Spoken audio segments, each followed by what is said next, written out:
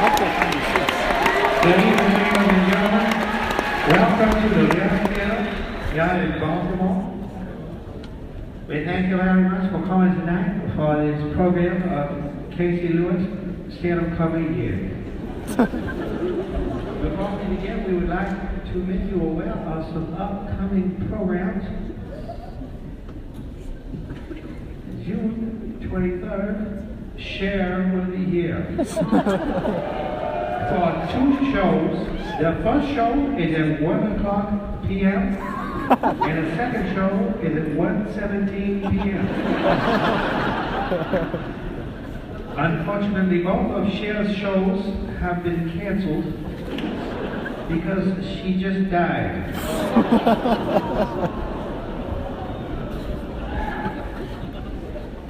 Also coming up, August 48th, Madonna will be here, and there will also be a bear from November 28th to April 15th of 2017. Please adhere to the following rules of the house here. Please do not talk on the telephone during the program. Please turn off your phones and put them in your pocket. Please don't take it out and look at it during the show because that is a shitty thing to do. If you must, you can put your phone on vibrate so that your babysitter can inform you if your child has died. Then you can kindly go to the lobby to speak to them and then come back and enjoy it. Because you need to laugh, because your child is dead.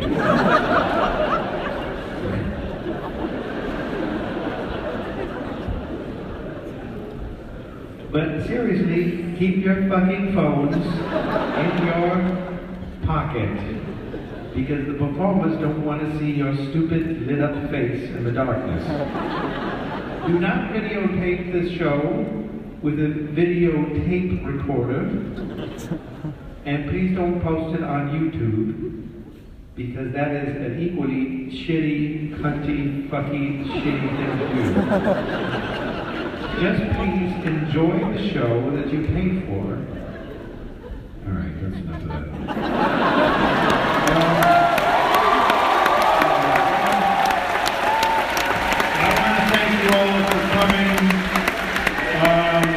I'm going to bring on your opening act. He's a friend of mine. He's a very funny comedian. He's from, doesn't matter where he's from. He's just very funny.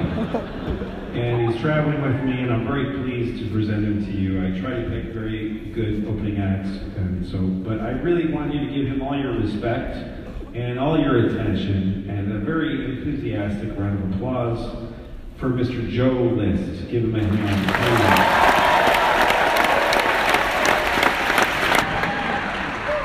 Ladies and gentlemen, Louie CK.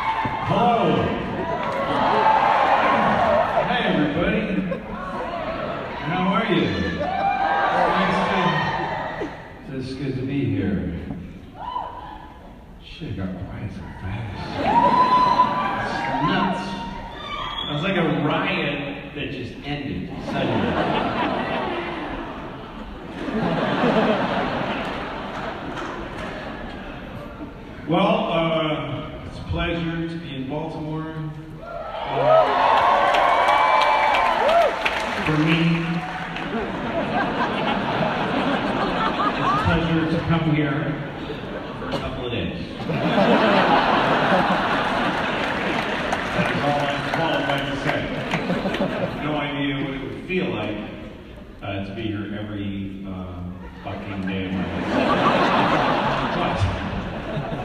But I always have a good time when I'm here. I was in New York this morning. I woke up at 6 o'clock, 6 a.m. Took my kids to school, and the whole way on the subway, I was like, I don't think I can do this anymore. I've had that thought before, but today I was like that. I was like, I can't. This is the last time I'm taking my kids to school. I can't do this shit. I can't fucking do it anymore. I'm standing there on the subway, holding onto the strap, just like, motherfucker, here. Car's right here. 11-year-old, 14-year-old sitting by herself. She doesn't give a shit.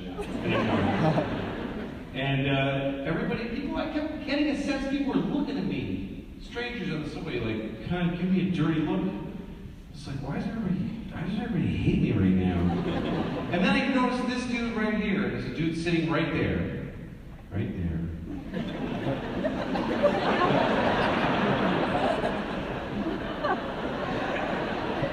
Playing with his ear. I'm just doing that because I know I like it. It's nice, right? Anyway, this dude right here, people are giving me dirty looks, but he's smiling at me. Total strange. This happened this morning, I swear to God. I usually lie when I say that. This actually happened this morning. Standing there, and this dude's looking at me, and he's sort of smiling, and he's kind of smiling at me like, And so I'm occasionally glancing, like doing this, dipping down, like still looking at me. And then I look at him and he goes like this, with his finger. He goes like this. And then he points, this happened. He points right at my head.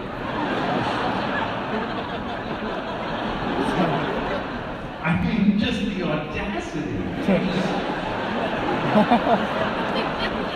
Damn, like my kid's right here. It's my daughter. Later. Dude! So, this all happened. But he keeps going like this, pointing. So I got a look, and my fly is wicked open. It's just open, with fucking underwear sticking, white underwear, just with all stretched, it's just open. And I'm like, this is the only decent human being on the street. He went from being an overt creep to this is an angel, this is a good man. Fuck these people. They just judged me. They just like judged me. Like I did, like that's a choice. Like a person leaves the house. Yeah, fuck everybody. Yeah! Deal with it! So weird. And then whenever that happens, you just have this shock of shame, the worst shame. And then you just try to think of when's the last time I took my dick out? Like you try to, how long has this been out? I gotta go back to the last time I took my dumb dick out. And I'm like, fuck, it was like 1978. It was so long ago, this has been me for so long. You know those moments you feel so dumb that you want to kill yourself? That's the only time I have an impulse to kill myself, is when I feel stupid. You do something really stupid in front of the people, you're like, I just want to die. I want to die now. I want to die. So that I'm not the person that did that. And number two, because then they won't talk about it. The dumb thing. I kill myself right now. People are going to go, he shot himself. Right in the shoe store. It was insane. Nobody's going to go, yeah, but right before that, right before, I thought there was a step, but there wasn't.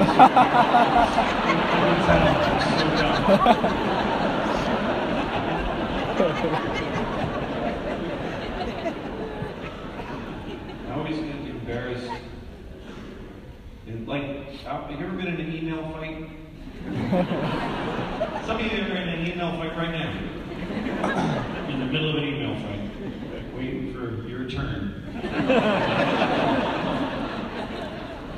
Email fights, not a text fight. Text fight is like, fuck you. Text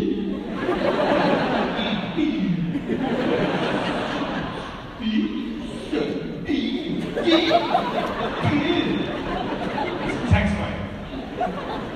An email fight's like, in June when I told you about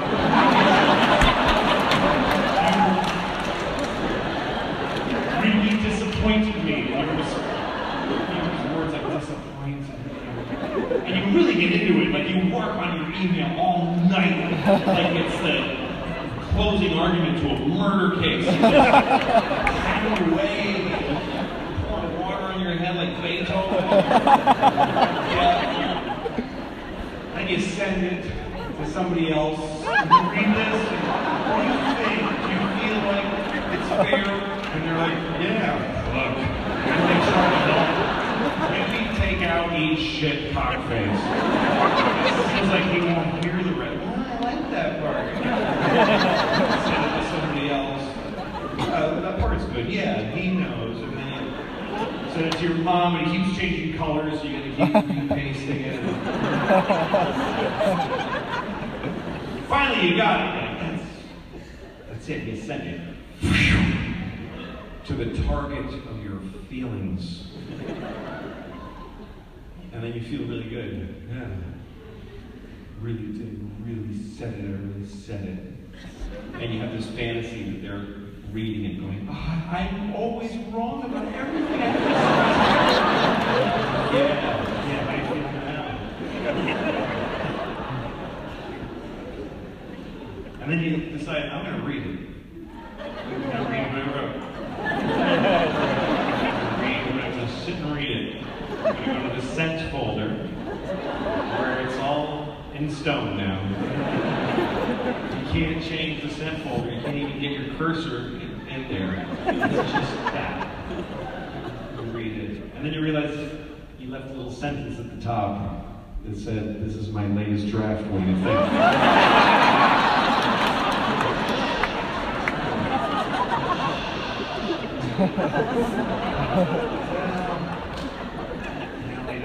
Writing staff. It's hard being in a relationship, isn't it? It's hard, that's why I'm not in one. I'm not. I have children, so that's a relationship, but it's not fair, because I have all the cards. I got them all. I can kick them out and they'll die in a few days. That's a lot of leverage. That's a lot of leverage. But relationships with an equal, that's ugh. You know when you're in a relationship and it's just shitty, it's just going shitty? In other words, your relationship right now. Or soon. Or eventually. Because it's not gonna, nobody fucking stays in the good part. Nobody. I don't care who you are. Hey, you know what? We're doing pretty good. Yes, just wait. Just wait a little bit. Just wait. Actually, it's been 20 years. We've been great. Yeah, it's a long life. Just keep waiting. Nothing. I don't care how much you love the person. Once you really start, it's just love plus time equals hate. It's just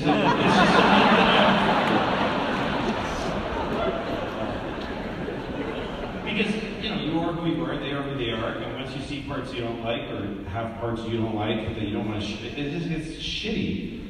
I think the only thing that saves a relationship is honesty, which is a dumb thing to say, because it's so obvious, but it's really, most people don't do it. Like, you know, when your friend's telling you, God, I can't stand this thing that's going on, you go, why don't you tell her? And he's like, I can't do that. No!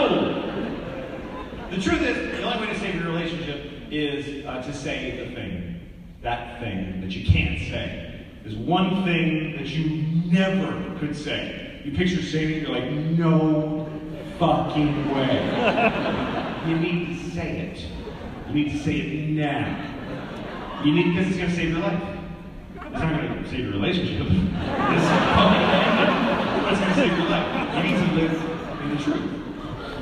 Whatever it is, you need to just open your mouth in the middle of the living room. Just turn to them. I no longer enjoy your face. Whatever it is. You need to say it so you can start to deal with it. I have no love for our children now. Just say it. I fucked your father. Say it. Say it. You have to say it. You shouldn't have done it. You shouldn't have fucked your father. Now that you fucked your father, you can tell it.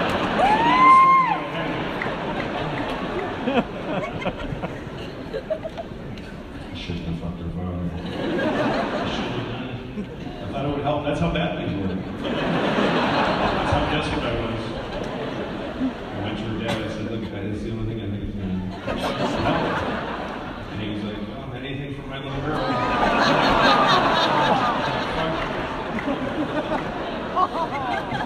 Believe it, it got worse. It just made things worse. That's how blind I was. Anyway, I got 2 kids, not from that, but I have 2 children. And I was having breakfast with my kids the other day. Now, see, with kids it's different because you can you can make it work with kids. Because with grown-ups, you're gonna have to come to the truth at some point. With kids, you never really have to. You never have to let them really know who you are.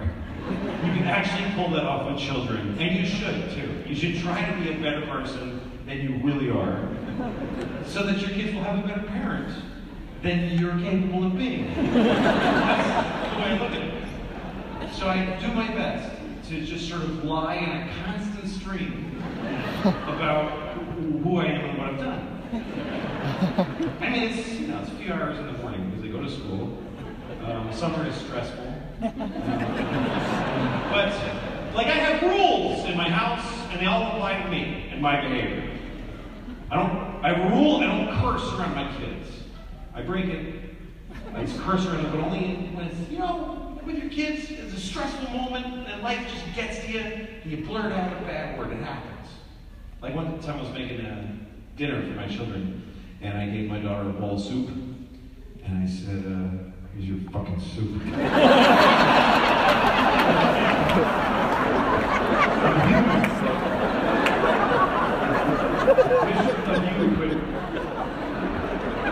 Being in such a tough situation.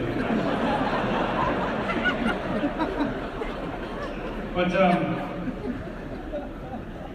anyway, I was having breakfast with my kids the other day, and I made them French toast, which is just bread dipped in eggs. It's not really good. And they're not going to eat it anyway, so it's just to officially say, the police can't do anything about it. I make the breakfast, we're all sitting there, and we're listening to NPR. We listen to NPR in the mornings, because we're better than you. That's why. It makes us smart to listen to NPR. We can feel it. We listen to NPR like this.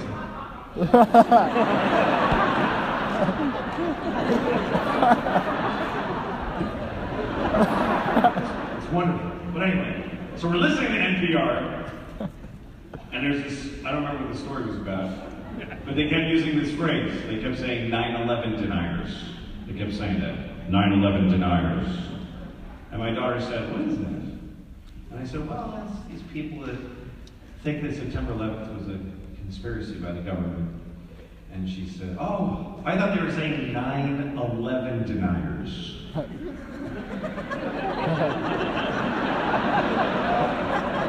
Yes, she thought they meant 9 people who just ain't buying this 11.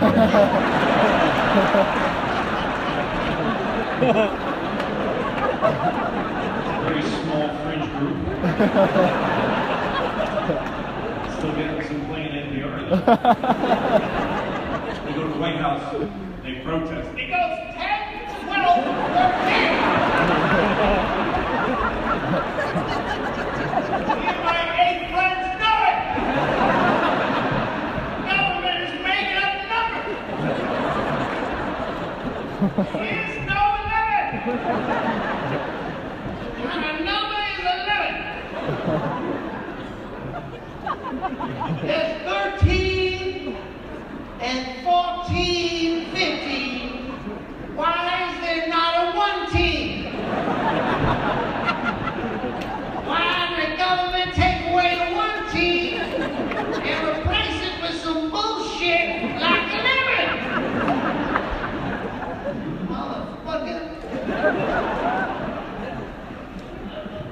Sorry.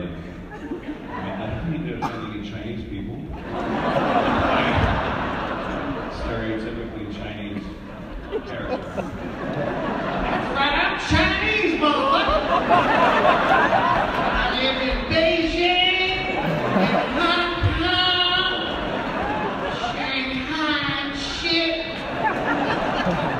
My friend Wo Chin, Wang Li, all those Chinese motherfuckers up there.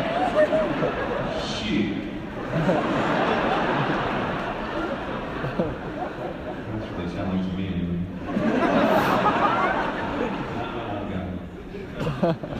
But anyway,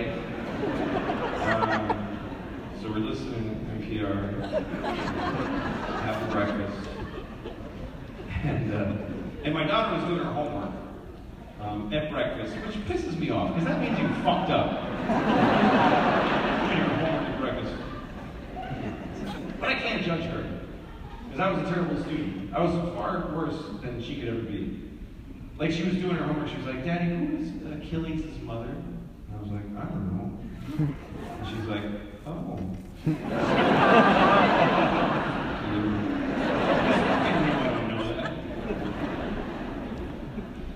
I was a terrible student. I barely got out of high school. I literally almost didn't graduate. That's why I use words like that. Literally almost. It's just the dumbest, just say nothing. Literally, totally, almost, practically. Now I'm back to nothing. I had, my last year in high school, I got all D's and 1 F. It's true. And the last day of school, they said to me, you're not going to graduate because of the F. It's just the F. And you get out with D's. D's is a passing grade. Isn't that crazy? They pass you on D's with contempt, though. It's just like, it's the most contemptuous grade. Because C's are just like, you get all C's, they just go, okay, thank you. Yes, you did it. Okay? You're done. If you're a B is like, ooh, there. Look at you, little B's. Then it's a huge climb to A's. Is like, oh, your majesty. D's, F is better than D. F is better than D. Because F, they're like, ooh, what happened? Is he abused? Is he okay? Send him to the doctor. Maybe he's really a genius and he just can't take the system. Smarter than all of us. But D is just like, get the fuck, just get the fuck out of here. Just get out. Piece of shit.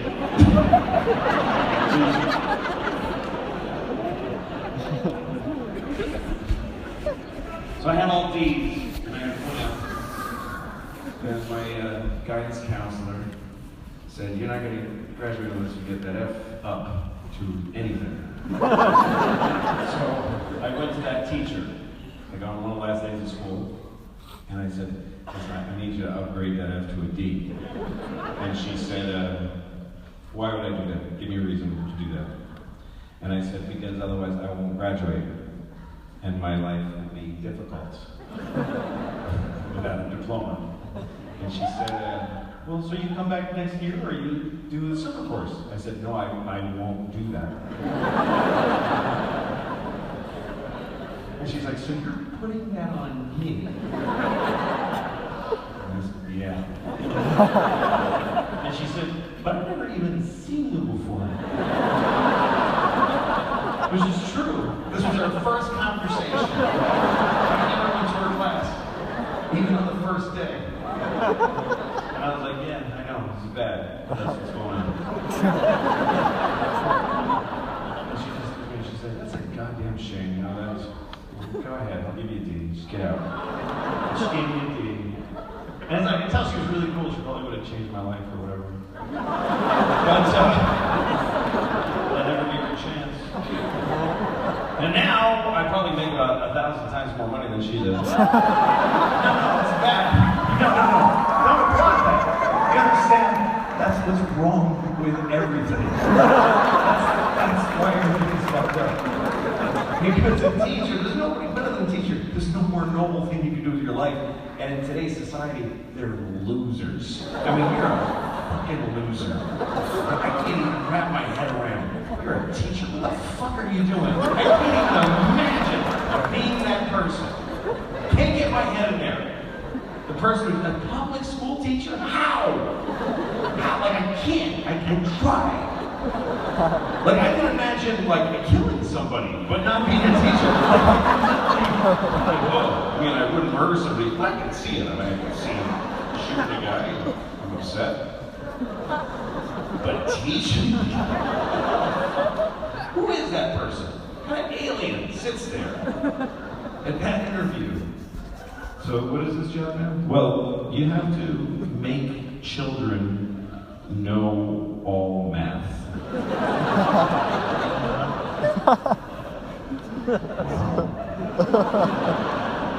Well, do they want to know it? They really don't want to know it. They don't want to know it. They don't have to do anything else.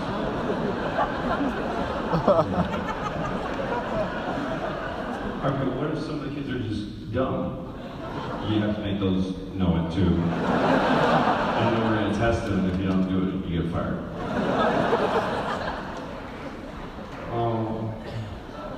Like what? How old are the kids? Well, some of them are 14, so they're exploding sexually. And some of them are 5 and they're shitting their pants down. All right, what if I get really good at it? What happens? Nothing. You get fired.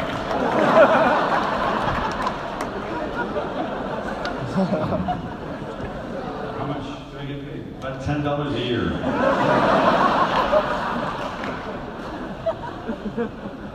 Okay. You fucking loser. But anyway, so my daughter was doing her homework at breakfast, and she's asking me about Achilles, and she told me that she was confused about the story of Achilles. She said, I don't understand the story of Achilles. And I said, well, why don't you say the story out loud so that I can know what it is? Applying my shit logic to help you. So she started telling me the story of Achilles about his mother, who was a goddess. I don't remember her name. Don't yell it out. Nobody cares that you know it. It's top police. Here's the story of Achilles. You all know it on some level. Achilles' mother was a goddess, and she loved Achilles very much. She never wanted him to be hurt. So she took him to the river Styx, which is the river that takes you to Hades, the land of the dead. And that river was magical. And she dipped Achilles in that river. And that river made him impervious. He couldn't be hurt by weapons or anything. But she held him by the heel. That's the important thing. She held him by the heel, which is an awkward way to hold a baby. Try holding a baby by the heel and dipping it in a river. You will never see that baby again. That's how to get rid of a baby.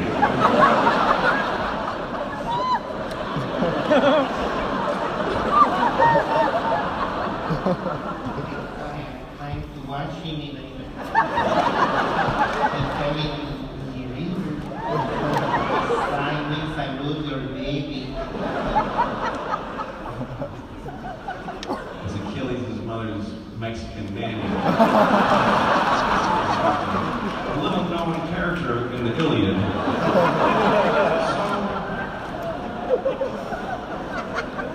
Anyway, she was able to hold her baby by the heel because she was a goddess. She was the goddess of grip. She held on. She dipped Jesus in the water.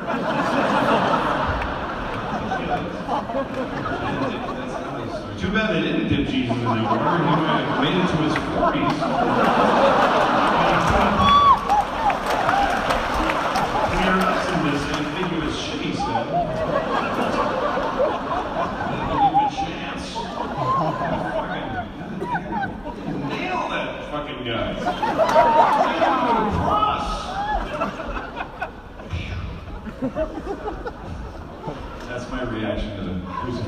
I've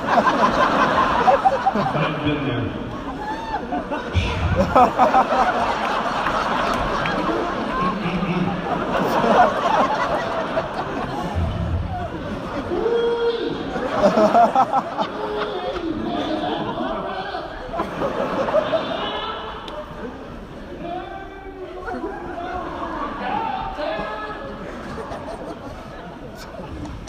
Alright, so Achilles' mother dipped him in the water, the magical water of the river Styx, but she held him by the heel, thus his heel was not protected. It was very technical. You really had to get, it wasn't a metaphorical river. It's like, you gotta get the kid right in there. You gotta get them all in there. That river is not, it's a chemical thing. It's not magic. It's like, you gotta get it onto the whole kid. So his heel was what her fingers were touching, so it didn't get protected. Later, he got shot in the heel or whatever, that was the end of it. And my daughter told me the story. And I said, so what's your confusion? She said, I don't know why she didn't just dip his heel. After. Like, dip him and then his heel. Like, why? If it's important, I mean, you're there. You're right there. You're at the river Styx. Just finish. You know, like when you dip an Easter egg, you dip it and then you hold it differently, and then you dip it again. So it doesn't have any quite difference. I mean, and I'm looking at my daughter as she's critiquing an ancient goddess and her father ancient, and I thought, just, you know, fuck, you can't never do enough of these fucking kids, man.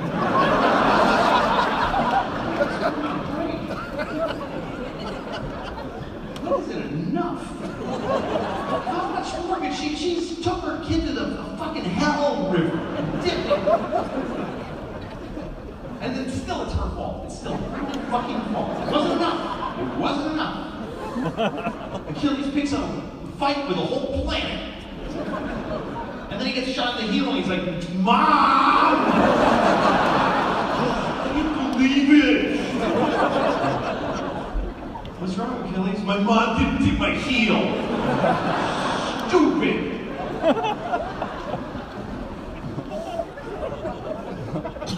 Kids don't appreciate their parents here, you know. Even grown-ups don't appreciate their parents. Whenever people talk about their parents, it's always part of their story. You know when you hear somebody being interviewed, and they're like, my mother was in a wheelchair, which gave me the strength to play the tuba.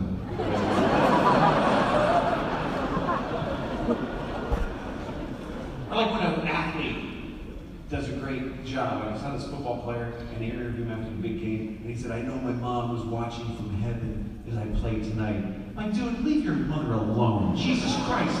She's dead. What is this shit? He's not a fucking... She did her job. She raised you, and it killed her. Leave her the fuck alone now. She's still here.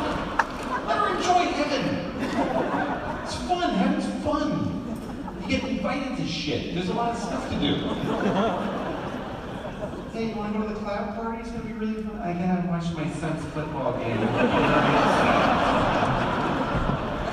Jesus. My friend was talking about his mom. He's like, I love my mom so much. She's like really important to me. The other day I was like thinking of her and I realized she's getting old. And it was like freaking me out. Because she's going to die someday. And I'm like, I don't think I can handle that. I just don't think I can handle my mom dying. I'm like, well, you should kill yourself. It's the only way to be sure you have to handle your mom dying. I'm going to kill myself. Because you don't love your mom that much. Not to say you love her. You want to watch your mother die? What's wrong with you? Why don't you kill yourself? I don't love my mom.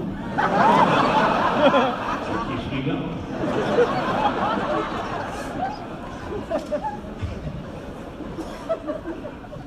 I don't know.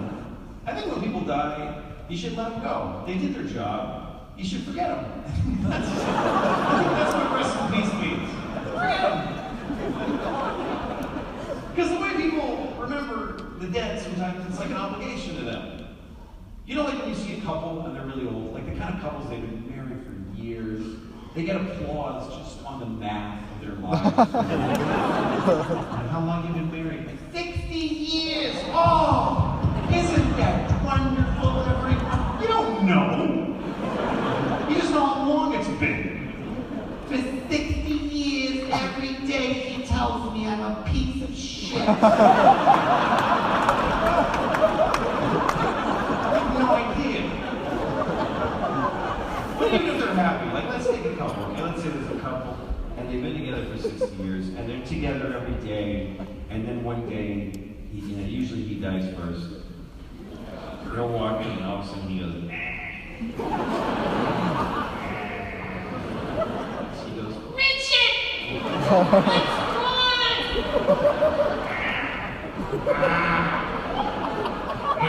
Richard!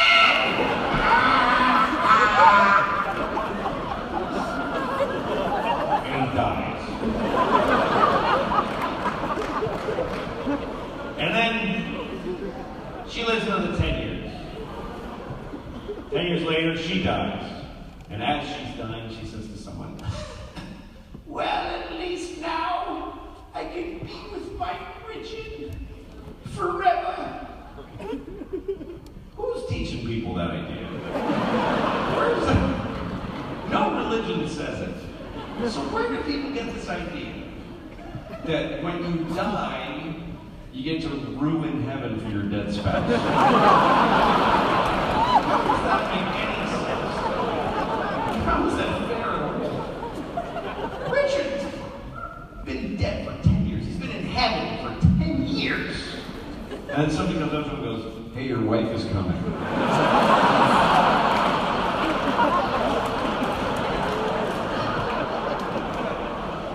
What'd you say? Did you just walk up and say this?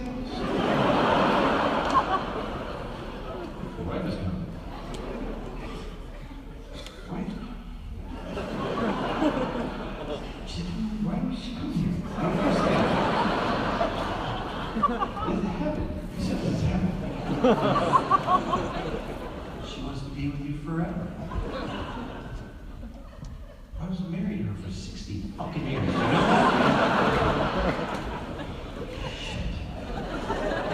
You gotta be fucking. I have a girlfriend here now. I don't want to see her. Tell her I'm not here, Susie. Tell her I'm not here. Tell her I'm around the hell. Please. Just tell her I'm Richard! Hi, Rose. How are you? Nice to see you too.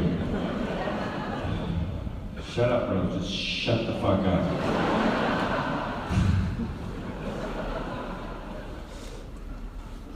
I went to a wedding the other day.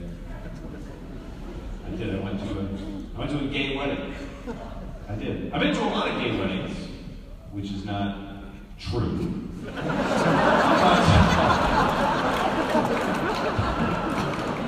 whatever I want. So many gay weddings. I've been to one gay wedding the other day. I've been to 2 weddings. Mine when I should not have gotten married, and the gay one. That's it. I don't go to weddings. I get invited, I don't go. I just throw it out. I don't even open it. You can tell. I got a tissue or fuck you.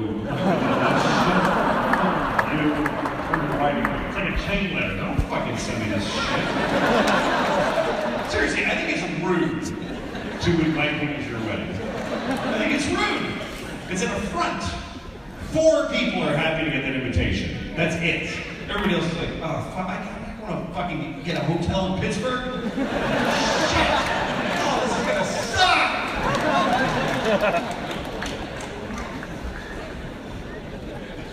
Yeah, I shouldn't have got married. I mean, this marriage was bad. We had to get out. But then again, that's where the kids came from. The kids are the best part of my life. My kids are easily, by far, the best part of my life. And they came from the worst decision I ever made. So that makes it really hard to navigate life. When nothing that's good came from like a good idea. It wasn't like, I don't have any patterns. turns in my life was just of going like, hey, this would be a good idea, and then, hey, what a great idea that was. It's just kind of just shit wrecking. And then I got great kids, but it's not, the decision to have kids had nothing to do with what's actually good about it. It never does, because people who have children have no idea what's going to happen. They're all stupid. Everybody who decides to have kids is a fucking idiot. But then it works out for shit they didn't understand. Like, I just feel like now is a good time for us. Chuck, you don't. No, just shut up. I decided to have children because my wife at the time wanted children, and I just didn't want to get yelled at. That's it. I didn't want to get yelled at anymore. She was upset. We should do it. I was like, yes, we can. Yes. Isn't that weird that a human exists? Because that just was like weak-willed. Because it is.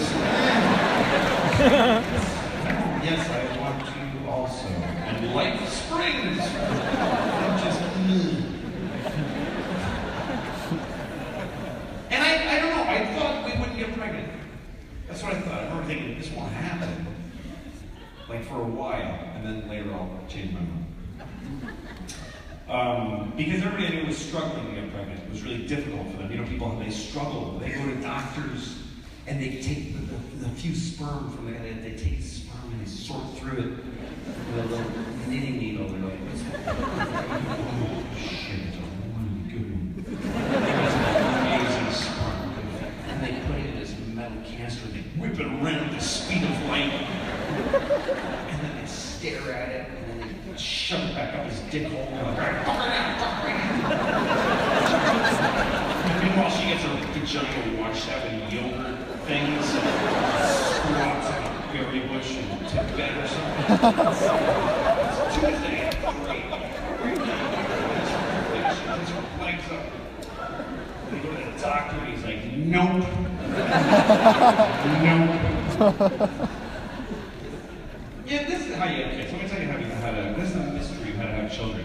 You just fuck your wife's naked pussy. Just fuck it with your fucking dick. And just shoot cum in there like on Wednesday afternoon, and Friday night, and Sunday morning. Just fuck her. That was funny. You're going to see your babies. Try it a bunch of times. And if no babies come out, just don't have a fucking baby. Just go get one. Just get a baby off the floor. Go to a shitty place and just look for the fucking baby.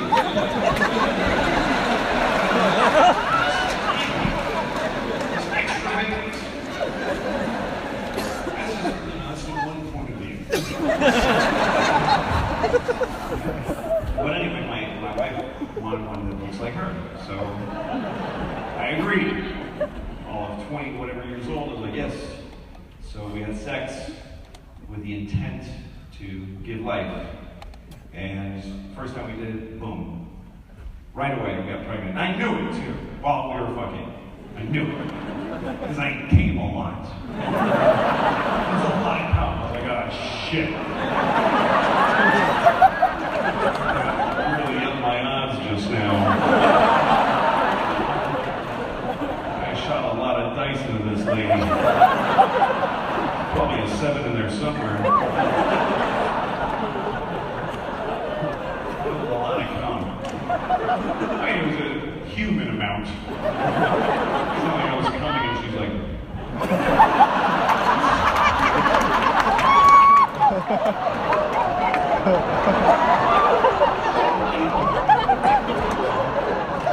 It was... milliliters. It's like enough to fill the thing with, you know, when you get children's Tylenol, that's really the a 4-year-old's dose of children's Tylenol. How much I came in my leg. Our first child. Just to be clear.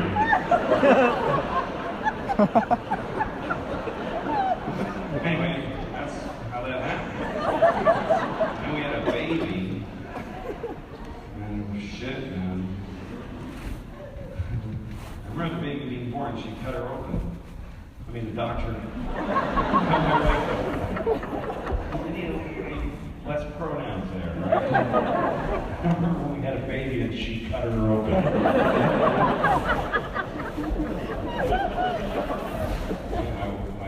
doctor cut my wife in half. I remember she reached in there like she's like fishing for socks in her luggage.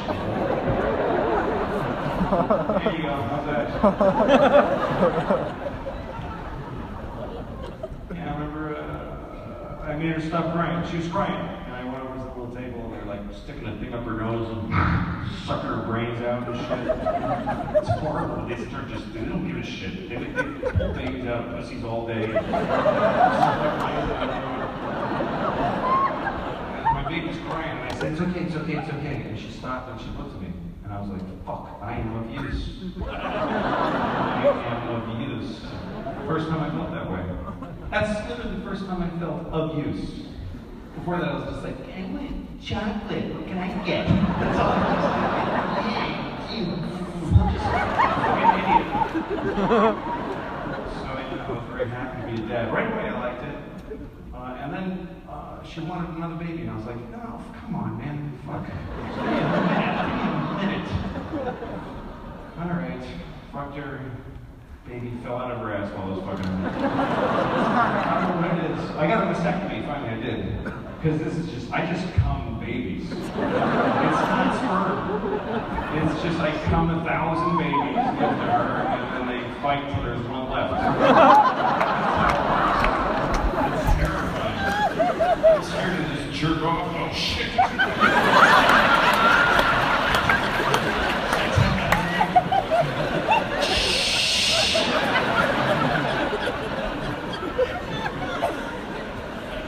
But anyway, I'm glad it doesn't work that way. But fights and there's one left. Babies shouldn't fight. Babies won't fight.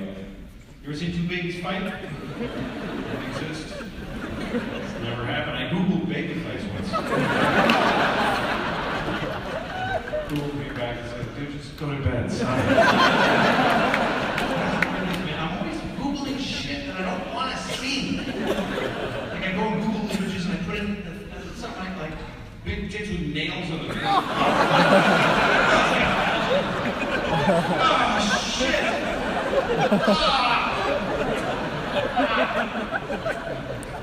Alright, let's go to work. I was watching beheadings the other day. I don't know why I did this to myself. You know the worst part about being beheaded? The worst part is that you look really dumb right after. You hold up your head, you're like, body anyways.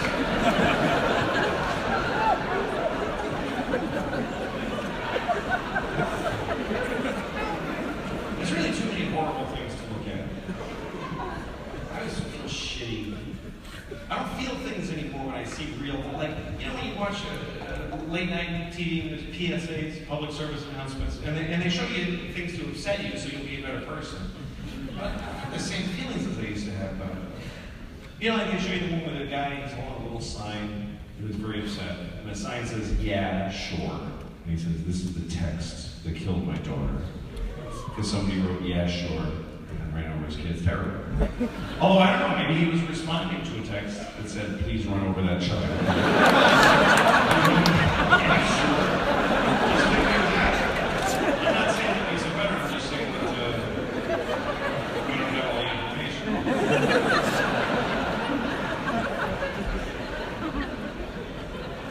And there was the one where they showed the dogs that were abused. That's been since I was a kid.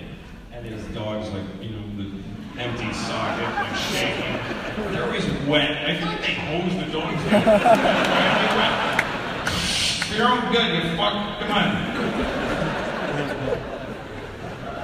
They show you these dogs and they go, these dogs are beaten every day. Send us some money so that this can stop. I feel like you're beating up the dogs. And then hosing them down and putting a number up. Pretty good idea. I mean, it's a bad thing to do, but it's a good idea. Some things are both. But anyway, I used to see that ad and it used to And I wouldn't have managed to change the channel. I didn't do anything. But I would feel bad. And recently it was on TV and I just watched it. I mean, I just watched the whole thing. I was sort of zoned out to fucking beating dogs. Sucks for you, Mr. Dog. And when it was over, I thought, hey man, what happened to me? Did I become jaded? Am I a worse person than I was once? Have I lost empathy? And then I thought about it and I thought, nah, I think it's because I'm older. I'm 48. And it's just that and the more complex your life gets, the more your circle of concern just gets tighter. You got me when I was 20. I was like, is everybody okay everywhere? I have to find a high school for my fucking kid. I mean, I have 4 nephews and I don't love any of them. So it's kind of hard for me to give a shit about a beaten dog. It's just hard, but we have a dog now, and she's out of her fucking mind. We got this dog, and she snarls at people and stuff. And the vet, I took the vet, and like, this dog is really, like, I was trying to get the vet to say, you should get rid of this dog. I was trying to, I was looking for that. Like, I have 2 children, and this dog is unpredictable. She's like, well, you'll work through it. I'm like, oh, okay, yeah, great. And she said to me very carefully, she was like, I think there's something you should consider. And I was like, yes, bring it home, baby. Yes. She says, I think you should think about Prozac for your dog. And I was like, yeah, put it in her mouth right now. Like, why are we talking about this delicately? It's a fucking dog. I don't give a shit. I mean, if somebody suggested medication for my children, I'd be like, okay, I need like 20 opinions. This has to be very, but my fucking give her barbiturates. I don't give a shit. Give her heroin daily. Heroin. Good Lord, look at that. Shit. What she's experiencing.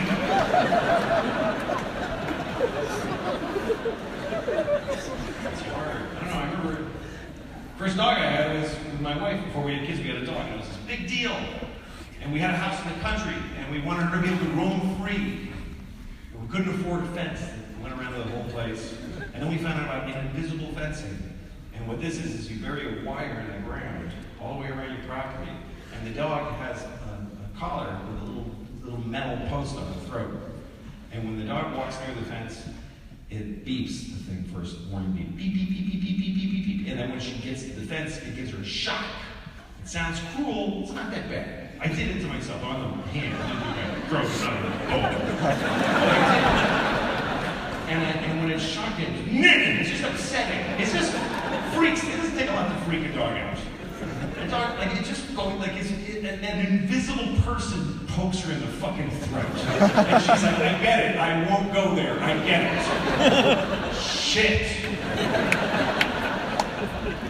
And it really is about the dog's intelligence, how long it takes them to learn the fence. And I asked the guy who installed the fence, I said, are there any dogs that it doesn't work for them? He said, it's rare. There are 2 kinds of dogs that this fence doesn't work for. He said, very, very smart dogs and very, very dumb dogs. So dumb dogs, it's obvious. They're just so stupid. So they walk towards beep, beep, beep, I didn't know what this. It just sounds. Now they're like, oh shit, I'm on the wrong side. So then they go to town and they get laid. That's what newly free dogs do. They go fuck another dog. Smart dogs, totally different approach. This is true. Smart dogs, they walk towards the fence. Then they hear the beep, beep, beep, beep, and they take a step back. Then they walk towards it again. Beep, beep, beep, beep, and they keep doing that. Because they can hear with their good dog ears that the beeps are getting lower. Beep, beep, beep, beep, beep, beep. And they drain the battery. And they just...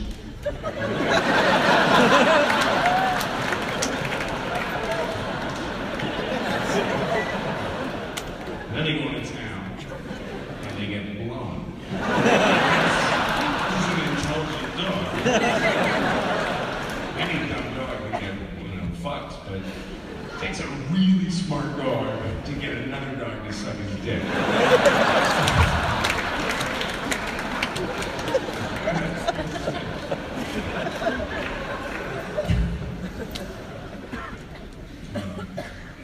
I had a weird thing that stuck up on me recently. I always thought at 48, I'm who I am now, right? This is it. Well, some shit still surprises me about my feelings about certain things. Now, there's this movie called Magic Mike.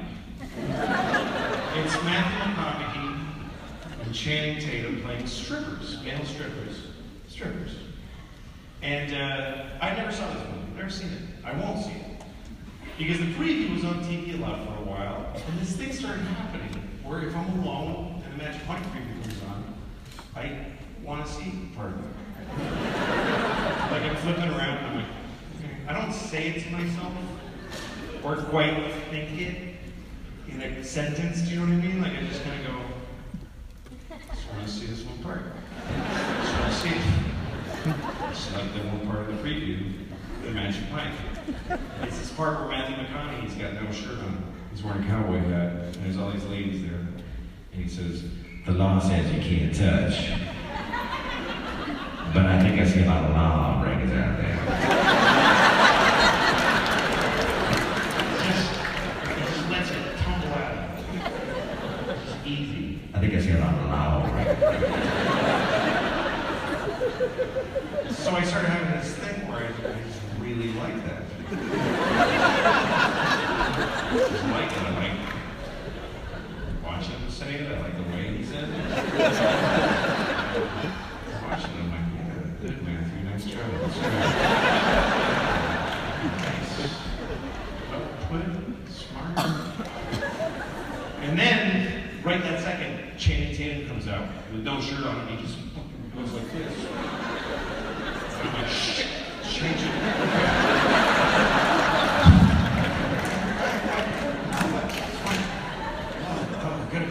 And I just forget the whole thing happened.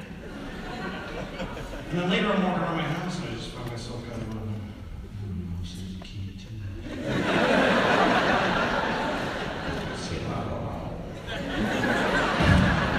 And it's weird because I'm not an impressionist, but I do that one pretty well because I think about it all the time. Think about it. And one time I was on the subway and I was just kind of like staring off into space. And then I was like, shit! I was just imagining Matthew McConaughey in just tattered, cut-off shorts, throwing a frisbee in a park. It's like this really vivid image of him.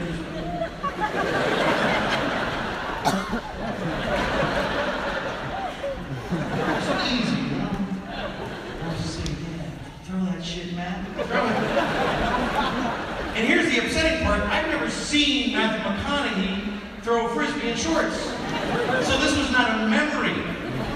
This was like a beautifully detailed, loving fucking just... I mean, there was so... It was like fully resolution, 3D. Like his fucking leg landing and the muscles.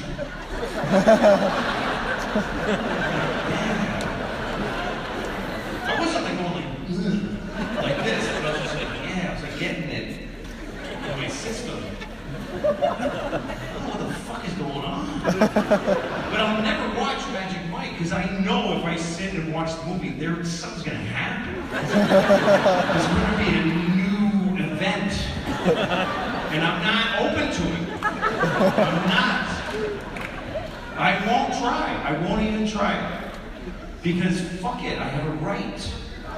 That's my right to make that choice, to leave that shit alone for me. Because that's my life. I would never discriminate against somebody for being gay. I would never even dream of it. But I have every right to discriminate against my own possibly budding homosexuality. I have every right to fucking push it down. Push it down like a dude I'm trying to make blow me.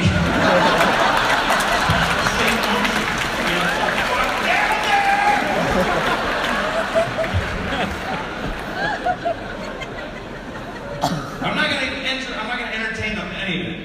And I'll tell you why, because I'm 48 years old. It's too late for that shit. Don't start that shit with me right now. I'm not gonna enter the gay community now. Give me a fucking chance. This is not the version of me that's gonna win at being the new gay guy. It's weird because I haven't had any other general, I don't have a general attraction to men, but fucking Matthew McConaughey and Channing Tatum, shit, fucking that dude. Better not run into that dude. Might fuck his face for the rest of his life. It's just those dudes, those high caliber dudes. You know what I think it is? I think it's just that I'm only gay for the best. Gotta be the best. I'm top shelf gay. And I'm retail gay. Not off the rack gay. It's gotta be signature collection. Because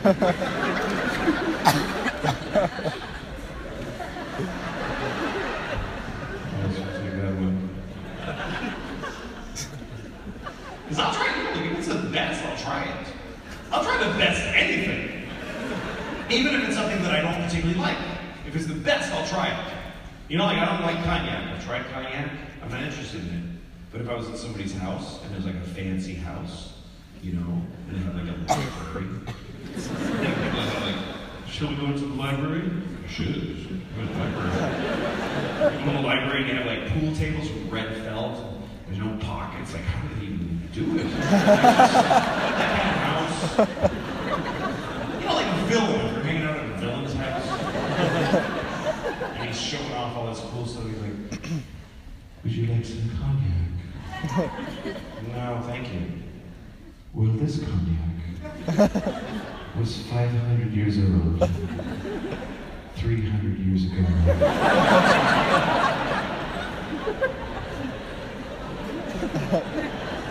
It cost $10,000 to open this bottle. Would you like to try it? Yeah, sure. For dinner, I can offer you a live turtle. Would you like a live turtle? Well, this turtle was flown here from a tiny island by himself.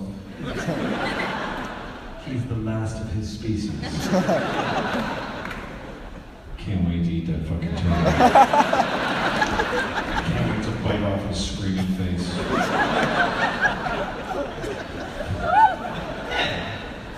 I'll try the best. The best. I'll give it a shot. If somebody's like, we have a man back here. And he's got the best penis ever. He's got a perfect dick. And if you want, you can suck it.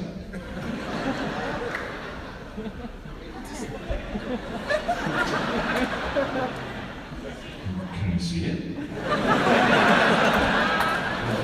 Right here.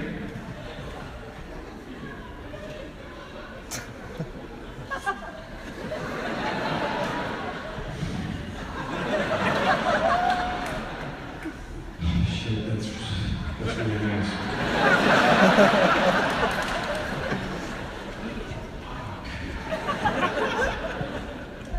What the fuck is going on?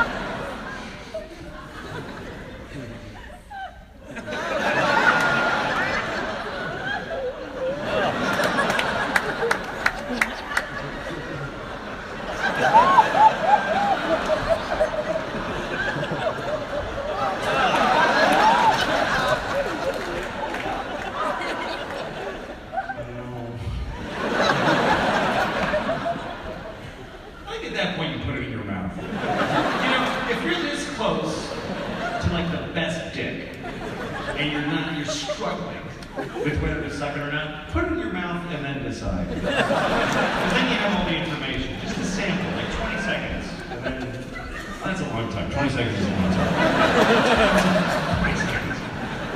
20 seconds is a long time to dig in your mouth and you're ambivalent about it. This is 20 seconds with a dick in your mouth.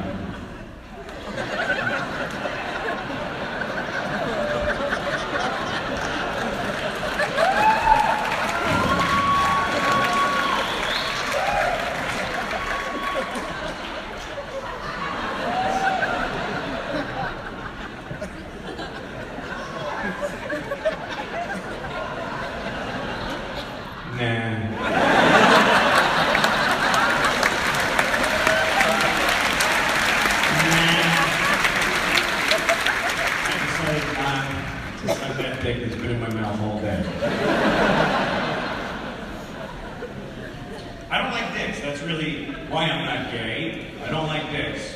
Men are fine. You know? I'd like to have a boyfriend. That'd be nice. Whenever I hear somebody say my boyfriend, I'm like, shit, my boyfriend. I'd like to have like a big, tall boyfriend. It's my boyfriend. I'm mad at my boyfriend. I get to wear his jacket, it's not big on me.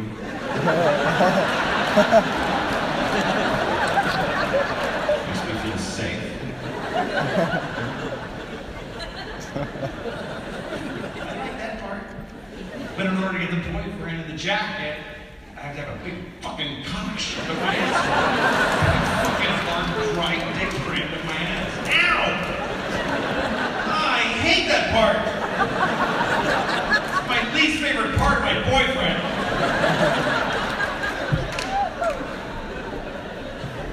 I don't like penises. I always hated them. Hated my dad's dick. Hated my dad's dick. Hated it. When you're a little boy, you get to the front with your dad's dick. Because you gotta pee next to your dad. You go to a restaurant, you pee next to your dad. You go to a ball game, and at the ball games, there's never, there's like a trough. And it's just the piss of 1,000 nations. I used to be fascinated, like a cup of this could solve everything. I used to think all of men stand there and piss. And the little boys were down here, and the dicks are eye level. Pissing adult dicks.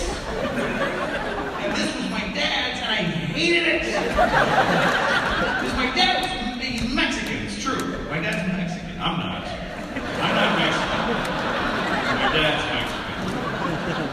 I'm not Mexican. Just as some Mexican fucked my mom for years. Doesn't make me Mexican. Just makes me a whore. Anyway. But so here, because my dad's Mexican, Catholic, fucking uncut, raw, organic, local, fucking free range, fucking no pesticides, artisan, small batch dick. Just a fucking hard, well, it was like a turnip, it was like a yam. And it just, the pee would spray out. Like, Dad, open your dick before you pee out. Like you're pissing out of the corner of a pillowcase.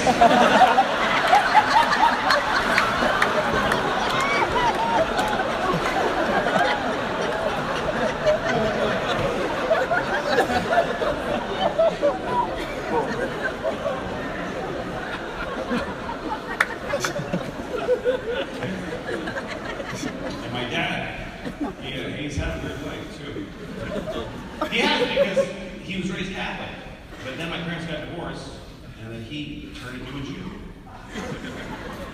I mean, he converted to Judaism. And turned into a Jew. So like one day my dad was like,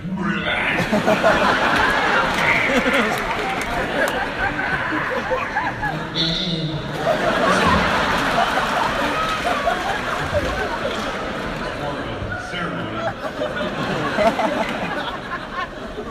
Yeah, my dad is Jewish now. And I asked him about his dick. I was like, you need a fucking envelope on that thing. And he said, yeah, not anymore. I was like, shit, no you didn't. No, you didn't.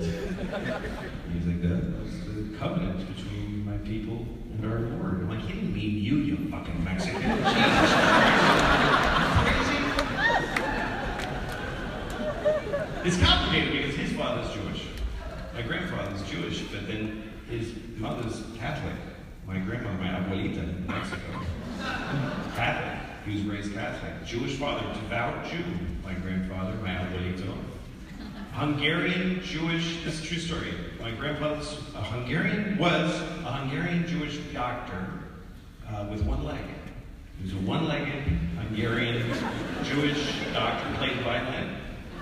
Fiddle playing, one-legged Jewish Hungarian doctor. And he wanted to come around the turn of the century, he came to the United States, but they said, we have too many of those. So he went to Mexico instead. And he thought, I'll go to Mexico, someday I'll make it to the United States. And he never came here because he had a good life in Mexico. He had good business, he was a doctor, he sold fake legs. I mean, they were meant to be fake, he wasn't trying to fool people.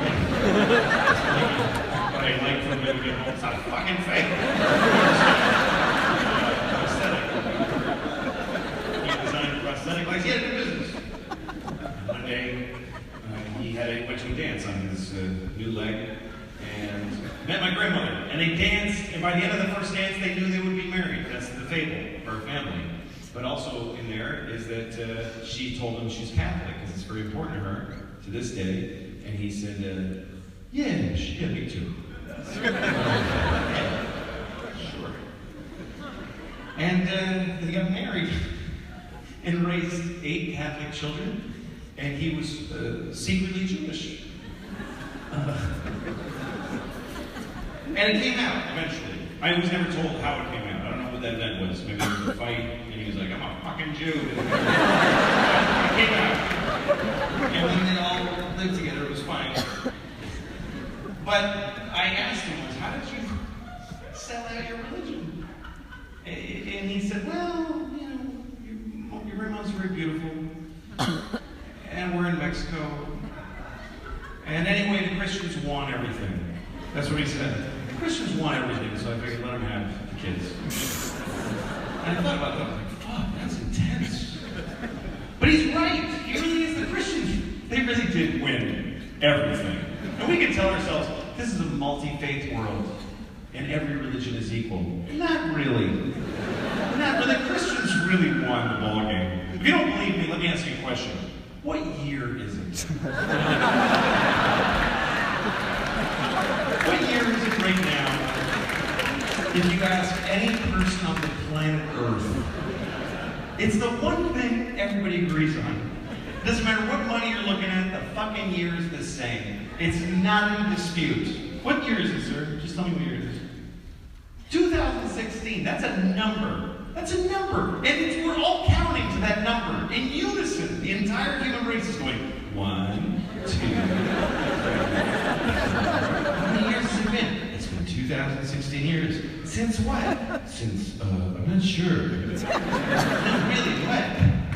It's been 2016 years since what? Since Jesus. How the fuck did they get that? How the fuck? That's not a Monday off in October. That is, there was no time before this man. How the fuck did they do that? And everybody agrees to it. Scientists who are total atheists are like, we found this bone and it is from 2000 BC. What the fuck are you doing? Why are you saying that? That wasn't what that year was. Everybody, whenever they show New Year's Eve, they always show it going around the world. They show like some island in the middle of nowhere and there's people in grass clothes. And they go, Luminene, Omnia 2016. And it goes around, also 2016. That Dominic guy hates Christians. What year is it? 2016. Everybody, the Jews are quietly, it's really 5,048, but I'm not going to.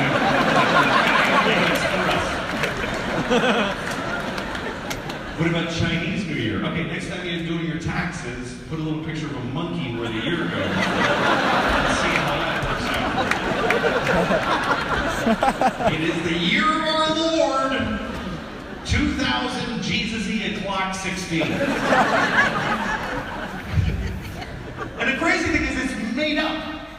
It's not like they were keeping those years all this time. They just decided after the years were almost all over what they were. How the fuck do you get to just rename all the years in history?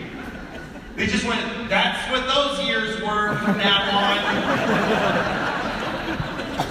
With no respect for the people who lived in those years. You understand, the year 3 was not the year 3 for the people who were alive in the year 3. They weren't walking around, hey, what year is it? It's 3. I'm 28 though.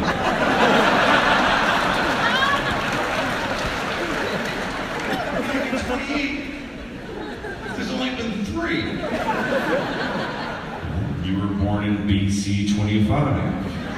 Because those go backwards. Have some fucking respect for reality. How does that make any sense? Hey, what year is it? 10. What's next year? 9. Fuck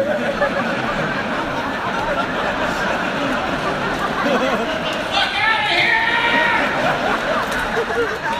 Thanks a lot, you guys.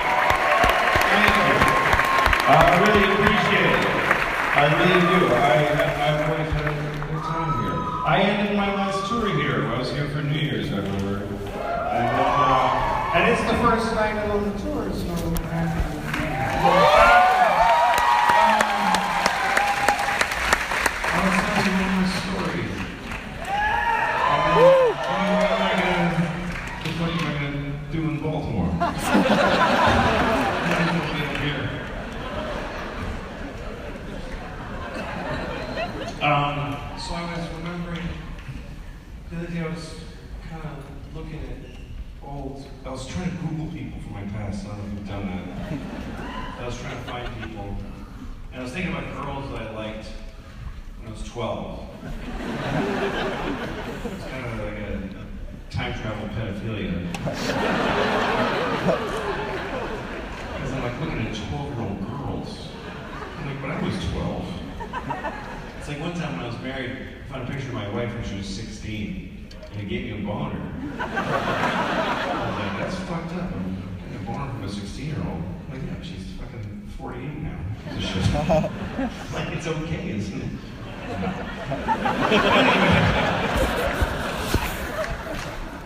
So, I was looking at people that I liked, and I found this girl, Rachel Davis. I shouldn't say her fucking name. Her name was Brenda Taz and Daz. Anyway, I asked her out. She's the first girl I ever asked out who said yes. And I remember the moment very vividly. I went up to her in her locker, which was orange.